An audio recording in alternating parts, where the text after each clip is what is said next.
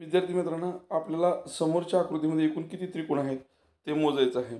आणि त्यासाठी आपण काय करूया, परत एकदा चौकोनाची एक बेसिक आकृती समजून घेऊया आणि त्याच्यानंतर आपण यातले त्रिकोण मोजायला चालू करूया. अशी जर आकृती असेल आणि त्या आकृतीत समोरासमोरचे शिरोबिंदू जर जोडलेले असतील तर, किंवा चौकोनाचे मूळच्या चौकोनाचे समान भाग केले असतील, तर आपण त्या चौकोनातील एकूण त्रिकोण मोजताना काय करतो की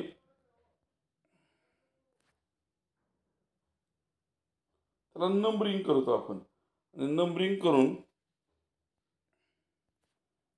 शेवटचा जो नंबर येईल त्या नंबरची दुप्पट करतो. म्हणजे या आकृतीत शेवटचा नंबर 4 आला आणि त्याची दुप्पट 8 झाली. अशा पद्धतीची आकृती आपल्याला आकृतीमध्ये इथं आणि इथं अशा दोन भागात दिसते. म्हणजे या दोन भागाची मिळून आपल्याला 8 × 2 = 16 त्रिकोण मिळतील. त्याचबरोबर आपण जे आतापर्यंत बेसिक शिकलो त्याच्यानुसार त्रिकोणाच्या एका शिरोबिंदूमधून समोरच्या बाजूवर जर रेषाखंड काढलेला असेल तर आपण असं म्हणतो की त्या आकृतीमध्ये एकूण 3 त्रिकोण आहेत. अशी जर आकृती असेल तर आपण त्या 3 त्रिकोण आहेत असं म्हणतो. मग ते 3 त्रिकोण 1, 2 असे 3 त्रिकोण आपण यांची बेरीज करून म्हणतो. तशा पद्धतीचा आपल्याला भाग आकृतीमध्ये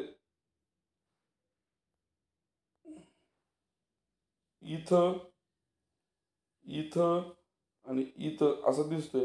16 मध्ये आपण अधिक 9 त्रिकोण केले.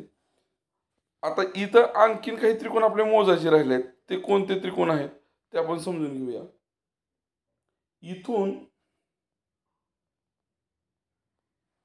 इथून हा असा जो मोठा त्रिकोण होतोय तो आपण मोजला नाही. त्याच पद्धतीनं हा जो मोठा त्रिकोण होतोय तोही आपण मोजला नाही. म्हणजे आपण आणखीन 2 अधिक त्रिकोण करणार आहेत. त्याच पद्धतीनं आपल्या आणखीन 2 त्रिकोण मोजायचे राहिले. ते कोणते?